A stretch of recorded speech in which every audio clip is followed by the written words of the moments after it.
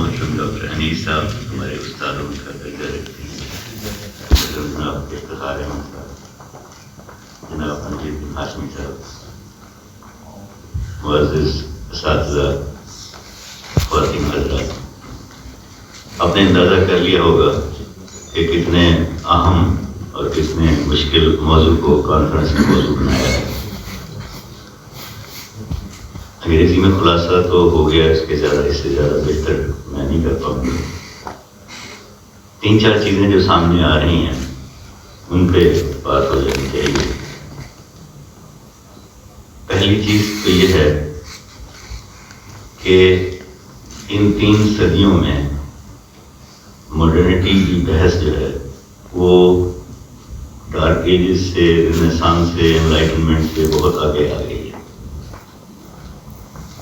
اور اس میں جو چیز اہم ہے وہ یہ ہے کہ اب اسلام اور ویسٹ علیحدہ نہیں ہے، اپوزٹ نہیں ہے، دوسرے کے متصادم نہیں ہے، بلکہ یہ لفظ بھی، اصطلاح بھی اب ختم ہو گئی ہے، کیونکہ ویسٹ جغرافیائی انداز سے یہ پہلو سے بات کہہ رہے ہیں۔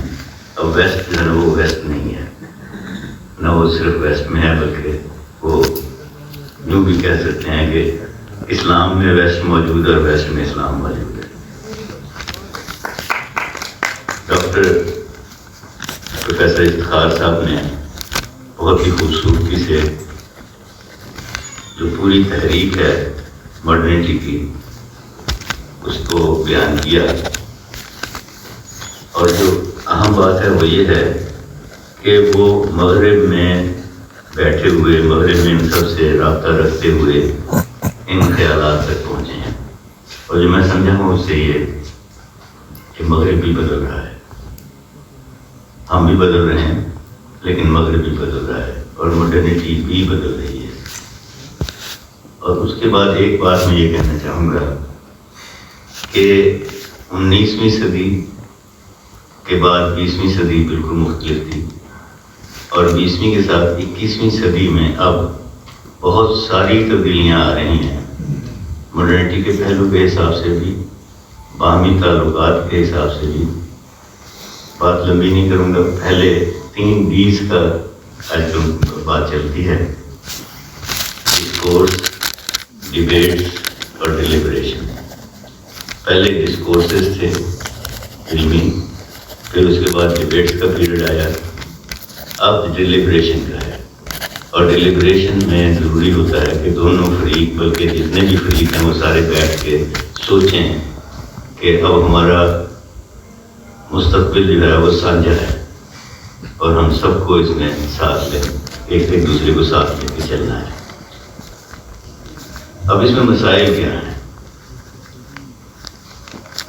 جیسے جدیدیت کی بجائے اس کانفرنس میں جدت کے لفظ پہ زور دینا ہے، اسی سے اندازہ ہو جاتا ہے کہ جو اصطلاحیں ہم نے بنائی ہیں اور جن اصطلاحوں کے ذریعے ہم ان تمام مسائل کو اور اس پورے فینومین کو سمجھنا چاہتے ہیں، وہ اصطلاحیں اب ساتھ نہیں دے رہی۔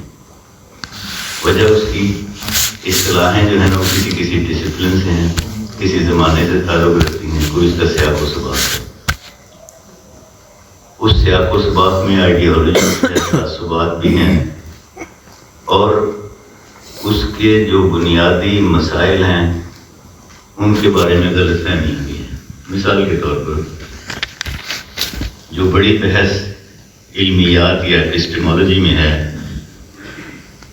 وہ سائنٹیفک ایٹیچیوڈ اور دوسرا ایٹیچیوڈ جو نان سائنٹیفک ہے، اس میں میں جیسے سمجھتا ہوں وہ فرق یہ ہے کہ جو سائنٹیفک ہے وہ اس کو ایگزیکٹنس زیادہ ڈیفائن اور زیادہ ٹھوس سمجھتا ہے، اور باقی چیزیں جو مطلب یہ فیکٹس ہیں، فیکٹس جو ہے نا وہ ان کو ناپا جا سکتا ہے، ان کو پیمائش کی جا سکتی ہے، اور وہ ہمیشہ ایک ہی سے رہیں گے، ان کی نتائج بھی ایک سے رہیں گے۔ دوسری طرف ویلیوز ہیں، اقدار ہیں، اقدار جو ہیں وہ اس کے پیچھے یا مذہب ہے، یا اس کے پیچھے فلسفہ ہے، یا آئیڈیالوجی ہے، کلچر ہے۔ تو ویلیوز کو اس طرح متعین نہیں کیا جا سکتا جیسے ہم فیکٹس کو کرتے ہیں۔ تو یہ فرق جو ہے ایپسٹیمولوجی کا وہ اس نے نیچرل سائنسز پیدا کی ہیں، پھر کیمسٹری، فزکس، اس کے مقابلے میں پرانے زمانے کی میٹر فزکس ہے. اس کی بحث بہت چلی 19ویں صدی تک. 20ویں صدی میں سوشل سائنسز کا دور آ گیا اور سوشل سائنسز نے بالکل اس کی علمیات کے پہلو بدل دیے. اور وہ کانٹیکسٹ کو اگر تاریخ ہے تو وہ مقامی تاریخ، مقامی طور پر کیا سوچا جا رہا ہے، سیاق و سباق میں پہلو اس کو چیز کو دیکھا جائے تو جو جس قوم کا، جس علاقے کا تجربہ ہے وہ اس کے حساب سے اپنی بات کہیں گے تو اس کا ان کا نظر مختلف ہوگا. کلونیل پیریڈ میں جو ماڈرنٹی آئی تو کلونیل پیریڈ میں ماڈرنٹی کے ایک تو جو تھے حکمران تھے اور دوسری طرف محکوم تھے. محکوم کے لیے ماڈرنٹی کلونیلزم کا ہی دوسرا پہلو تھا. تو انہوں نے جو علمی ترقیاں، علمی جو چیزیں آئیں، جو مباحث آئیں، وہ ایک رد عمل میں وہ یہ کہہ رہے تھے کہ میڈیول پیریڈ سارا ایک ڈارک ایجز ہیں. تو ہمیں پتہ ہے اپنی روایت کا، ہمیں پتہ ہے اپنے تاریخ کا. تو ہمارے لیے یہ بات ایسی تھی جیسے کہ ہماری تہذیب کو برا کہا جا رہا ہے، ہمیں ایک بے عزت کیا جا رہا ہے. تو اس کا ایک ریئیکشن تھا، رد عمل تھا. اس رد عمل میں ہم نے جیسے کہتے ہیں کہ بات ٹب کے ساتھ بیبی کو بھی پھینک دیا. تو وہ ہم نے بالکل اس کو اس طرح سمجھنے کی کوشش کی کہ ہمیں ایک نئے سرے سے اپنی ایک اور ماڈرنٹی، ایک اور انداز ہم نے کرنا ہے، اس کو پیش کرنا ہے. تو اب جو 21ویں صدی ہے خوش آئند ہے کہ اس وقت ماڈرنٹی کے بہت سارے پہلو مغرب میں بھی دیکھے جا رہے ہیں. اور اس کے ساتھ ساتھ یہ ہے کہ نان ویسٹرن، جس میں مسلم بھی ہیں، دوسرے بھی ہیں، وہ خود ویسٹ میں یونیورسٹیز میں موجود ہیں، ان کی علمی دنیا میں موجود ہیں، وہ وہاں بھی کنٹریبیوشن دے رہے ہیں.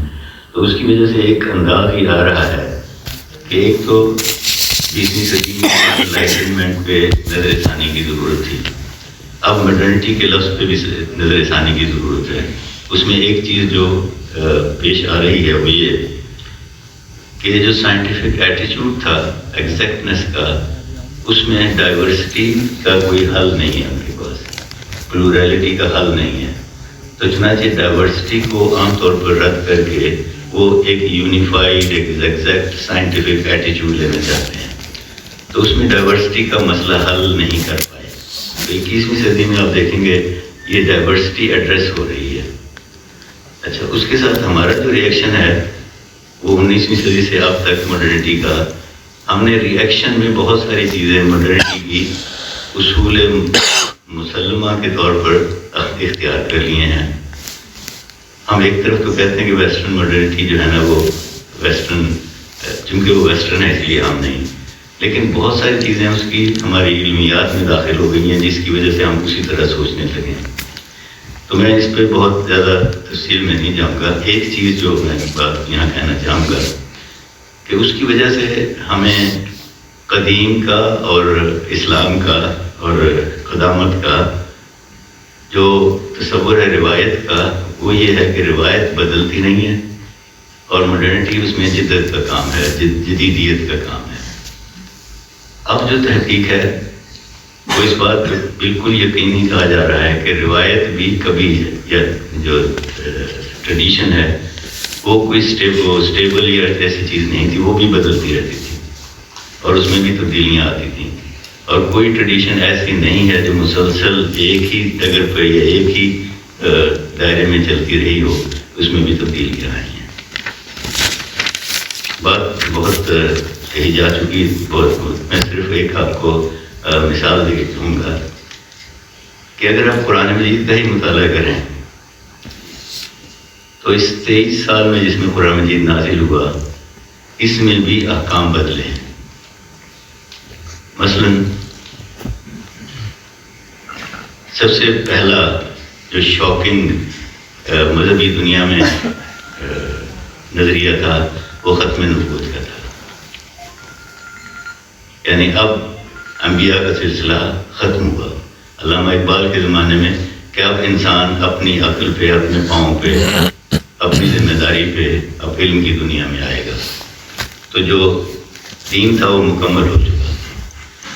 اب اس دین میں کوئی اضافہ کرنے کی ضرورت نہیں ہوگی. اب اس کے بعد انبیاء کے بعد علماء ان کے وارث ہیں یا امت مسلمہ وارث ہے یا اہل علم وارث ہیں، یہ ایک الگ بحث ہے. لیکن جب ہم یہ کہتے ہیں کہ علماء وارث ہیں تو کیا وہ نبی کی حیثیت اختیار کر لیں گے یا وہ عوام میں سے ہی ہوں گے لیکن اہل علم کی طرح آگے بڑھیں گے؟ تو یہ ہمیں بہت ساری چیزیں دیکھنی ہوں گی. دوسری چیز جو بہت بڑی شاکنگ تھی وہ قبلہ کی تبدیلی تھی. اس وقت بھی وہ شاکنگ تھی، اور اگر آپ دیکھیں تو یہ بہت بڑی چینج تھی اور بہت بڑی تبدیلی تھی. اسی طرح وراثت کے احکام میں تبدیلی. پہلے جو مکے سے ہجرت کر کے مدینے میں نہیں آئے تھے، قرآن مجید میں ان کو وراثت میں سے حصہ نہیں تھا. بعد میں یہ احکام بدل گئے، اور حتیٰ کہ ہجرت پہلے فرض تھی، لیکن فتح مکہ کے بعد یہ بحث چلی کہ مکہ کی فتح کے بعد ہجرت اب فرض ہے یا نہیں. اور جدید دور میں ہجرت کے بارے میں بہت سارے مسئلے آئے. مثلا یہ کہ آپ ہجرت جو مغربی ممالک میں یا غیر مسلم ممالک میں ہجرت کر سکتے ہیں کہ نہیں کر سکتے ہیں، تو اس لیے اسلام کی دعوت کے لیے، اسلام کی اس کے لیے کرنے کے لیے، مطلب یہ بہت ساری بحثیں ہیں. حتیٰ کہ پہلے تک یہ کہا گیا ہے کہ جو مہاجر گئے ہیں، جو ریفیوجی گئے ہیں، جو مائنورٹیز کے طور پر وہاں رہ رہے ہیں، ان کو واپس اپنے ملکوں میں آ جانا چاہیے. پہلے وہاں کی سیاست میں حصہ نہ لیں.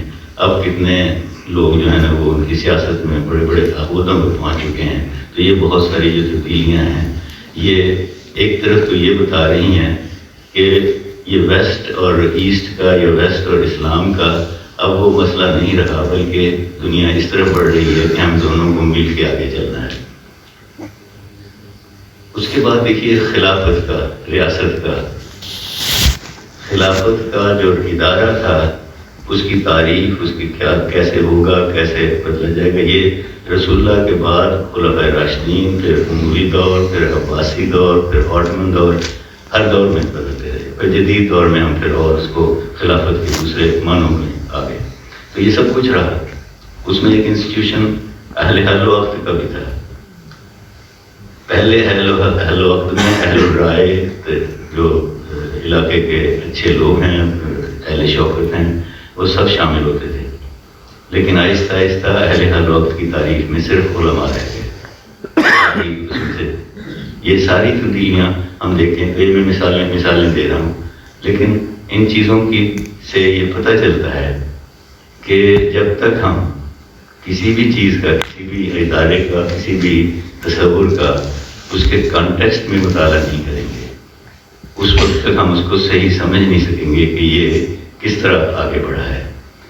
اس کانٹیکسٹ میں کچھ مقامی اور عالمی کانٹیکسٹ کا فرق ہے، اور کچھ تاریخی طور پر کسی زمانے کا دوسرے میں فرق ہے. تو اس میں جو ہمارے ہاں انسٹیٹیوشن ہے اس کا بات کی ہو چکی کہ اجتہاد کا رسول اللہ صلی اللہ علیہ وسلم کے زمانے سے ہی یہ تصور ہے، اور ہماری کتابوں میں بھی یہی لکھا ہے کہ جو واقعات ہیں، جو آنے والے واقعات ہیں، ان کی کوئی حد نہیں. وہ آتے رہیں گے اور بہت نئے نئے آئیں گے. اور جو قرآن اور سنت اور ہمارے جو علمیات ہیں وہ ان کے حل نکال کے دیتے ہیں. کیونکہ یہ ہر دفعہ اس کی ضرورت ہوگی کہ اجتہاد کر کے ہم مسائل کے حل کریں یا ان کو سمجھنے کی کوشش کریں. تو جب یہ ساری چیزیں ہم مانتے ہیں تو پھر ہمیں اس دور میں، خاص طور پر 21ویں صدی میں، یہ سرحدیں نہیں بنانی چاہیے.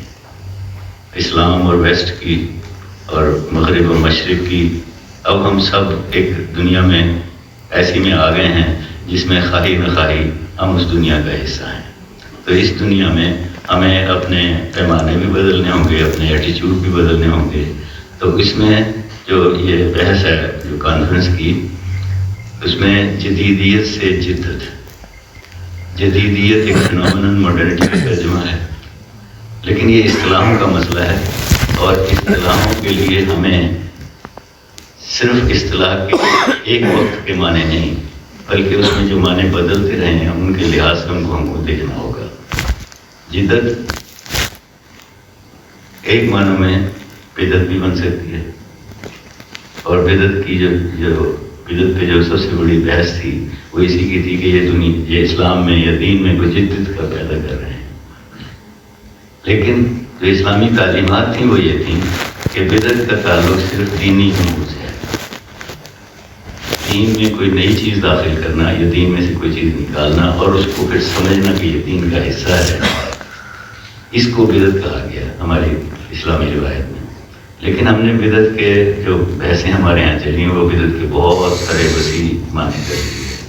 تو بہرحال میرا کہنے کا مطلب یہ تھا کہ واحد بات ہے علامہ اقبال یونیورسٹی کو اس موضوع کو کانفرنس کا موضوع بنانے کے لیے، لیکن اس کے لیے بہت ضروری ہے کہ ہم جتنی بھی اصطلاحات ہیں، جتنے بھی یہ اصول ہیں، جتنی بھی یہ بحث ہو رہی ہے، اس کے لیے تیار رہیں کہ ہمیں ان کو بھی اسٹڈی کرنا ہے، ویسٹ کو بھی اسٹڈی کرنا ہے، تاریخ کا 19ویں صدی اور 20ویں صدی کو بھی اسٹڈی کرنا ہے، لیکن 21ویں صدی کا خیال رکھ کے کہ اس میں ایک بہت بڑا طبقہ ساری دنیا میں پیدا ہو چکا ہے جو مل جل کر آگے چلنے کے لیے تیار ہے.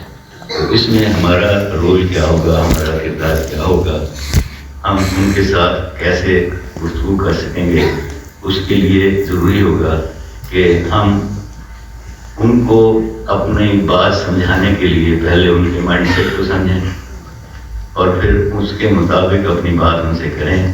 پھر یہ بات یہی نہیں کہ ہم نے اپنی بات پہنچا دی، بلکہ ہمیں جو ساری دنیا ہے جو مشترکہ ہمارے تعداد ہیں اس میں ہم جو سب مل کر کیسے آگے جا سکتے ہیں.